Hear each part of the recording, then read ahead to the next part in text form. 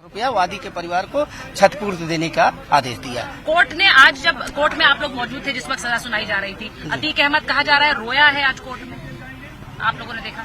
हम लोग तो मायूस थे। हाँ। कोर्ट में घुसते ही मायूस थे। हाँ। और कहीं न कहीं से उनको लग रहा था कि जिस हिसाब से इस मुकदमों में गवाहों ने बयान दिए हैं अपने, हाँ। मायूस थे कि सजा कहीं न कहीं से सजा जरूर होगी। कितने गवाह पेश किए गए थे? हम लोगों ने अभियोजन ने 8 गवाह पेश किए, 8 गवाह बिल्कुल इंटैक्ट थे और उन्होंने बिल्कुल बढ़िया ढंग से गवाही दी। की तरफ से कितने गवाह थे? 51 गवाह उन्होंने अपने डिफेंस की तरफ से पेश किए। उसमें ज्यादातर जो है अपराधी प्रवृत्ति के लोग थे जिनका आपराधिक इतिहास था।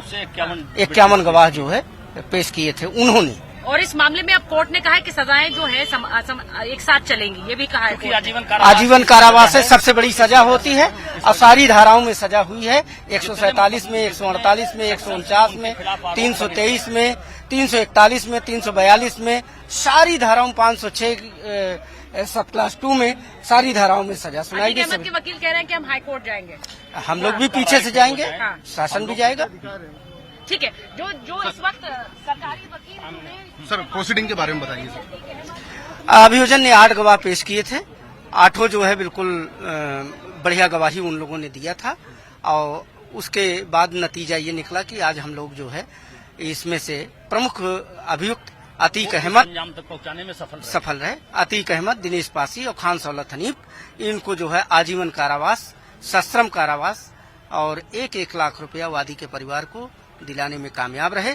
शेष अभियुक्त जो है कोर्ट ने बरी कर दिया है। कोर्ट का आदेश का अध्ययन करने के बाद आगे की कार्यवाही, आगे की रणनीति तय की जाएगी। सर अशरफ का भी इन्वॉल्वमेंट बहुत ज्यादा बताया जा रहा था, लेकिन एक्विटल हो गया सर। अशरफ उस समय जेल में था और उसका रोल जो ये था कि उसने अदालत से एविडेंस लिया है अशरफ के खिलाफ। वो जजमेंट पढ़ने के बाद जो है हम लोग इस निर्णय पर पहुंचेंगे कि कोर्ट ने क्यों उनको जो है बरी कर दिया। अशरफ की जो पिस्टल थी वो बरामद की गई थी और वो घटना में इन्वॉल्व था। उनका हथियार पिस्टल अशरफ जेल में जरूर थे। हाँ, लेकिन जो मांग है भयमुक्त वातावरण बनेगा। सरकार आगे डिस्कस क्या होगा? हर स्थिति में एक अपराधी को हम प्रदेश के बाहर और जेल में जो है जो छूटे हुए हैं उनके बारे में भी आगे की कार्यवाही के बारे में सोचेंगे। सर अतीक को वापस साबरमती भेजा जाएगा सर? अभी तक तो यही है, उनको साबरमती से जेल से लाया गया है, इस वजह से साबरमती जेल ही वापस भेजा जाएगा। सुप्रीम कोर्ट का माननीय सुप्रीम कोर्ट का आदेश है सर। और इसके बारे में थोड़ा और डिटेल में थोड़ा सा बताइए सर, अंदर क्या क्या हुआ सर स्टार्टिंग से अगर बात की। 2009 के बाद किस तरीके से इस मुकदमे को हम लोग आगे ले गए। जो भी इस कोर्ट का आदेश होता था उसके खिलाफ एक्यूज पर्सन हाई कोर्ट और सुप्रीम कोर्ट तक जाते थे। लास्ट में जाकर के अभी सुप्रीम कोर्ट ने 6 सप्ताह का समय दिया एमपी एमएलए कोर्ट को कि 6 सप्ताह के अंदर जजमेंट करके इस केस का हमको इंटीमेट करिए। ये माननीय सुप्रीम कोर्ट के आदेश के तहत तब जाकर के इस मुकदमे का निस्तारण हो पाया। क्योंकि 10 एक्यूज थे, इतने प्रभावी थे कि कोई न कोई प्रार्थना पत्र दे करके मुकदमे में यहां से लेकर के सुप्रीम कोर्ट तक उसको लिंगर रखना चाहते थे।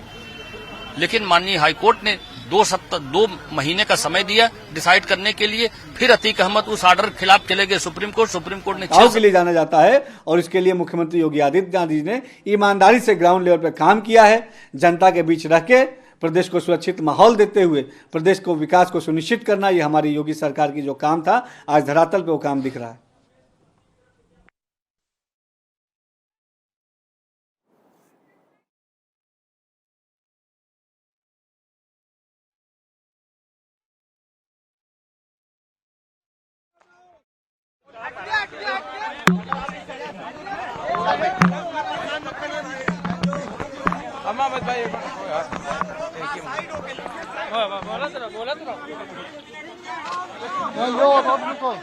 इसी तरह दिया मामले में अशरफ समेत 7 आरोपियों को दोष मुक्त कर दिया गया।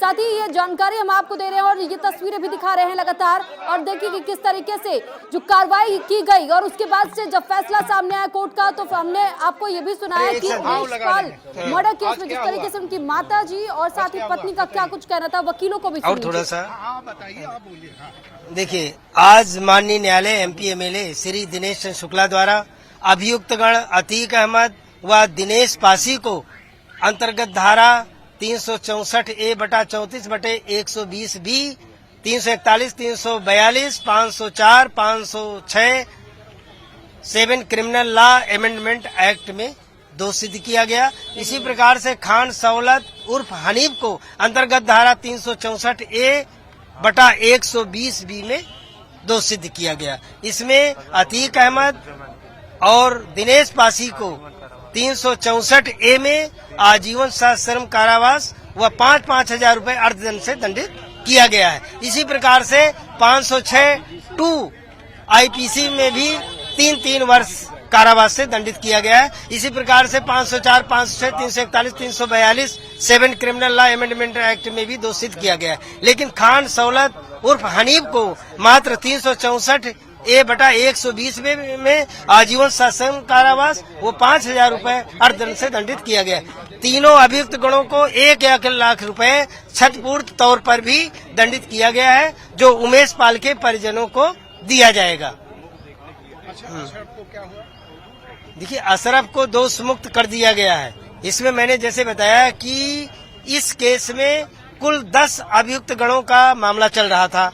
अतीक अहमद, दिनेश पासी, खान सौलत उर्फ हनीफ, फरहान, आबिद, इसरार, आशिक उर्फ मल्ली, जावेद, एजाज अख्तर, अंसार बाबा की मृत्यु हो चुकी थी। इस प्रकार से 10 मुलजिमों का इसमें चल रहा था। आज 3 अभियुक्तों को दोष सिद्ध किया गया। शेष सभी को सभी धाराओं में दोष मुक्त किया गया है। अच्छा, अब अशरफ को क्या होगा और अतीक का क्या होगा? क्या जेल जाएंगे या अभी यहाँ रहेंगे? देखिए, माननीय न्यायालय MP MLA श्री दिनेश चंद्र शुक्ला द्वारा यदि मुलजिम जेल में है तो अंतर्गत धारा 353(5) CRPC के तहत निर्णय के समय होना अति आवश्यक है। इसीलिए माननीय न्यायालय द्वारा जो मुलजिम इसमें जेल में थे उनको जो है निर्णय के समय तलब किया गया था। अब ये है, निर्णय हो गया है तो इसमें अब ये है कि इनको जो है वहीं जेल में जाना चाहिए। लेकिन बाकी आगे इसमें किसके द्वारा, किस अभियोजन द्वारा क्या दिया जाता है वो तो अलग पहलू है कि इनको रोका जाता है कि नहीं रोका जाता है। लेकिन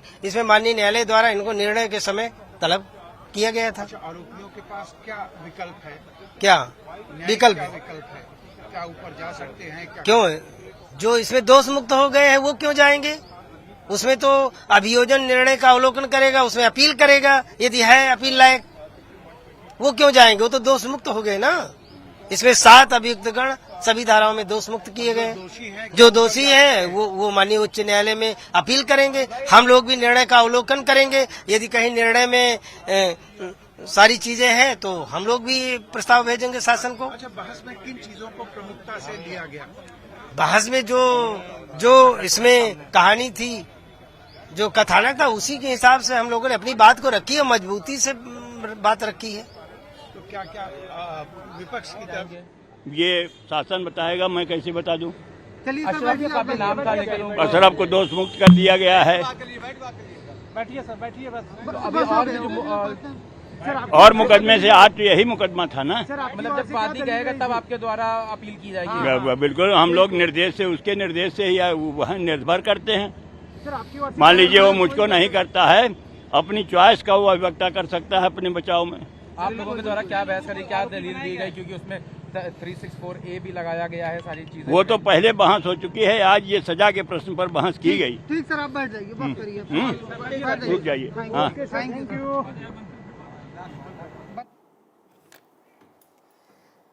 तो अतीक अहमद के वकील हाईकोर्ट जाएंगे, ये बड़ी खबर आपको बता रहे हैं। दरअसल ये कहा जा रहा है कि जो भी फैसला सुनाया गया है, इस फैसले के खिलाफ एक बार फिर से अपील करेंगे हाईकोर्ट में।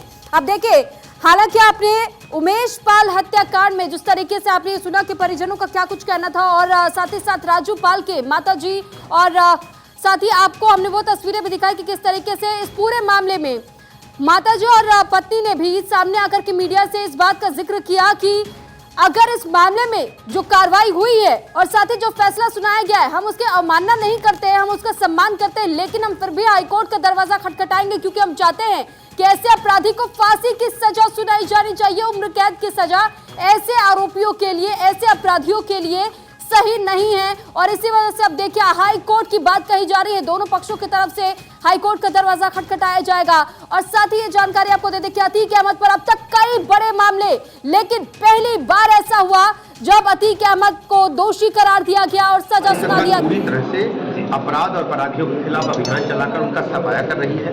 अदालत में पैरवी की जा रही है, एक एक अपराधी को कड़ी से कड़ी सजा मिले, इस दिशा में हमारी सरकार लगातार काम कर रही है। आज माफिया की दोषी में पैरवी के तहत सजा मिली है उम्र कैद की, और पूरे प्रदेश में लोग मान रहे हैं भयमुक्त वातावरण बन रहा है। सरकार का आगे स्टेप क्या होगा? हर हित में एक एक अपराधी को हम प्रदेश के बाहर और जेल में।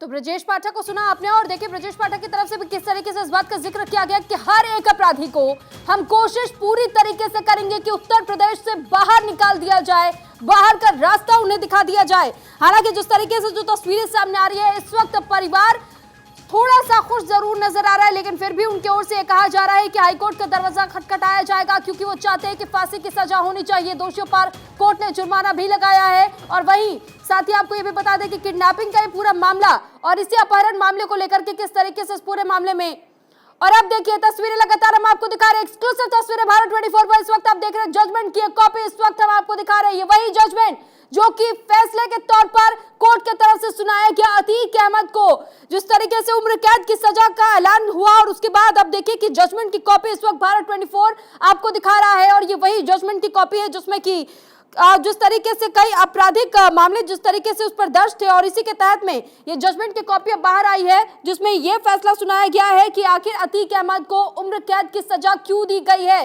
डिटेल में इस जजमेंट की कॉपी में फैसला सुरक्षित रखा है। और साथ ही आपको बता दें कि फैसला सुनाने के साथ साथ में इस बीच दोनों पक्षों की तरफ से कहा गया कि फिर भी हम हाईकोर्ट का दरवाजा खटखटाएंगे। अतीक अहमद उमेश पाल अपहरण कांड में उम्र कैद की सजा सुनाई गई है। अतीक के साथ दोषी करार दिए गए दिनेश पासी और सौलत हनीफ को भी उम्र कैद की सजा सुनाई गई। हालांकि अतीक के भाई अशरफ समेत 7 जीवित आरोपी मंगलवार को दोष मुक्त कर दिए गए थे। और साथ ही माफिया अतीक पर आज से 44 साल पहले पहला मुकदमा जो दर्ज हुआ था, और ऐसे में उसके बाद एक एक करके तमाम घटनाक्रमों को अंजाम देता चला गया। और साथ ही जिस तरीके से कहा जा रहा था कि कई ऐसे आरोप, लेकिन एक में भी दोषी करार नहीं। और पहली बार ऐसा हुआ जब अतीक अहमद को दोषी करार दिया गया और उम्र कैद की सजा सुना दी गई। घटना 2006 की बताई जा रही थी।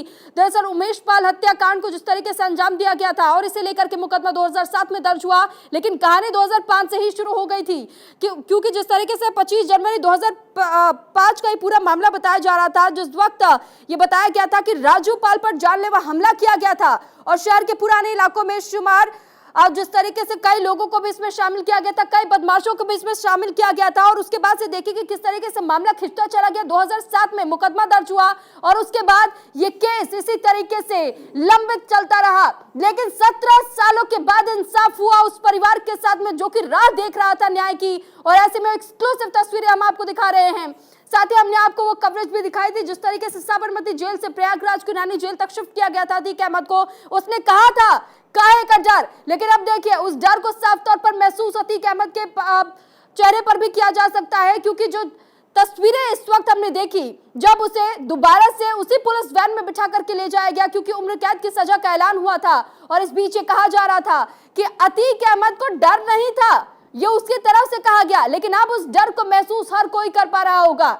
हालांकि उसके परिजनों की तरफ से भी कल ये कहा गया था कि कहीं रास्ते में अनहोनी ना हो, लेकिन अब देखिए कि किस प्रकार की अनहोनी अतीक अहमद के साथ हो चुकी, क्योंकि उम्र कैद की सजा का ऐलान हो गया है, जो कि सजा से बचने के तमाम दांव पेच को आजमाता आया था आज तक अतीक अहमद। पहली बार ऐसा हुआ जब अतीक अहमद को उम्र कैद की सजा सुना दी गई। और अब ऐसे में साथ ही हम आपको भारत 24 पर फैसले की उस कॉपी को भी दिखा रहे हैं। ये वही फैसले की कॉपी है जिसमें सजा का ऐलान किया गया है। साथ ही साथ हम आपको ये भी जानकारी दे रहे हैं कि किस तरीके से अतीक पर शिकंजा कसने का काम उत्तर प्रदेश सरकार की तरफ से भी किया गया था। उसके तमाम गुर्गों पर शिकंजा कसा गया था। एक एक करके हर उस आरोपी को के बारे में डिटेल्स खंगाली गई। और साथ ही साथ जिस तरीके से शाइस्ता परवीन हो या फिर असद हो, ऐसे में तमाम वो चेहरे जो कि अतीक अहमद के बेहद करीब रहे, उन पर भी धीरे धीरे करके शिकंजा कसा गया। और अब देखिए फैसले का दिन आया और उसके बाद फैसले की तारीख आई, और फैसले की तारीख इस बार आगे नहीं बढ़ी बल्कि फैसला सुना दिया गया, यानी कि पहली बार दोषी करार दिया गया और इसी के साथ उम्र कैद की सजा अतीक अहमद को दी गई है। साथ ही आपको ये बता दें कि जिस तरीके से उमेश पाल अपहरण का मामला सामने आया था और जो तस्वीरें हमने देखी थी कि किस तरीके से अतीक अहमद को अपने आप पर पूरा भरोसा था कि किसी भी तरीके से मुझे कोई नुकसान नहीं पहुंचेगा। वो भरोसा भी आज अतीक अहमद का टूट गया है।